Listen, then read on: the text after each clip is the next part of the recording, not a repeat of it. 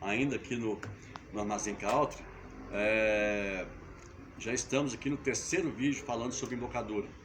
Quem quiser ver os outros é só olhar aí, aí no nosso canal, que estão aí. Nós estamos aqui no terceiro. Agora já falamos de várias situações, né, de como identificar um bridão e um freio. Falamos em relação aos bridões, e agora estamos falando em relação aos freios. O que a gente olha no freio para saber o grau o poder de força que ele tem? Qual é o grau de agressividade dessa peça? O que nós vamos olhar nele? Como no outro vídeo, assim como os bridões, a primeira coisa que a gente olha e que vai determinar o grau o poder de força dessa peça é a espessura do bocal, seja ele qual for. Então a gente já sabe, nos outros vídeos já foi falado, que tanto o freio como o bridão pode ter bocal articulado ou não, né? A gente tem aqui uma peça que é só freio, não é uma peça conjugada, e é um freio com bocal articulado, igual a gente tem bridão com bocal inteiriço. Mas então, vamos lá.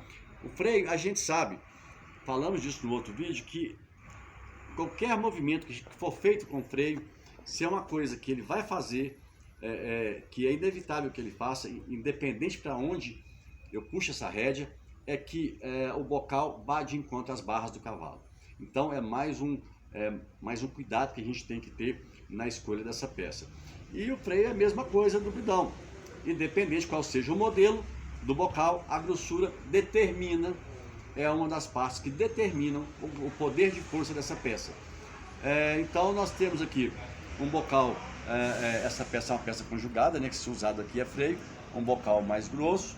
Aqui nós temos também uma peça conjugada, uma embocadura de 4 rédeas, um bocal mais grosso. Nós temos aqui um bocal um pouco mais fino, esse bocalzinho aqui um pouco mais fino, então uma peça que, olhando somente o bocal, seria um bocal mais cortante, e assim vai. Aqui a média aqui é muito boa, eu não vejo aqui nenhum bocal extremamente fino, extremamente perigoso. Mas a gente não olha a peça só em um ponto de vista, a gente olha a peça no todo.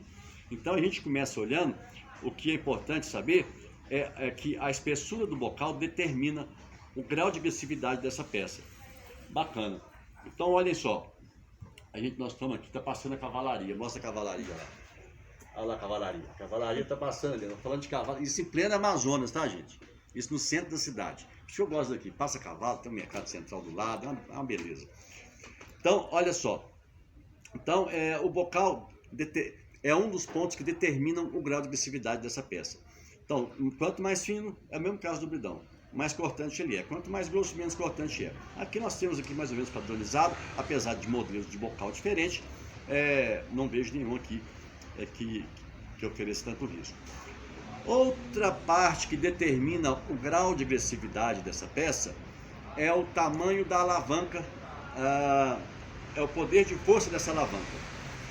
Quanto mais abaixo do bocal essa rédea sair, mais agressivo é o freio. Então eu tenho um freio aqui que é um dos que tem um bocalzinho mais fino, mas a gente olha o poder de força dele é muito pequeno, porque a alavanca dele é muito pequena. A rédea sai logo um pouquinho abaixo só da marca do bocal. Nós temos esse outro freio com a alavanca um pouco maior, então isso mostra que ele tem um poder de força maior. Nós temos esse freio totalmente inteiriço, com talvez seja a maior perna que tem aqui, maior alavanca que tem aqui.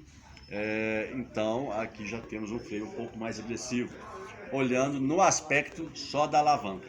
Já disse, para tirar o contexto correto do freio, a gente olha tudo isso que eu vou mostrar para vocês. Nós temos aqui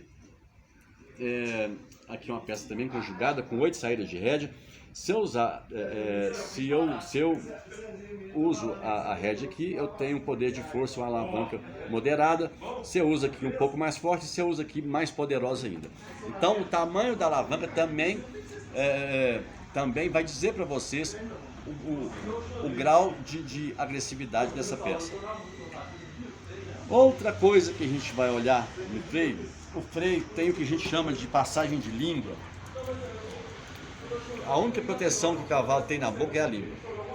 Quando o bocal vai de encontro às barras, o cavalo se protege, enrijecendo a língua. Quando eu tenho essa passagem de língua muito grande, o cavalo perde o poder, ele não consegue usar a língua para proteger as barras. Então, quanto maior é a passagem de língua, isso torna o freio mais agressivo, porque o cavalo perde o poder que ele tem, a única proteção que ele tem, que é a língua, ele não tem como usar. Então, aqui também não tem nenhum muito grave. Nós temos aqui passagens de línguas bem moderadas, que alojam a língua sem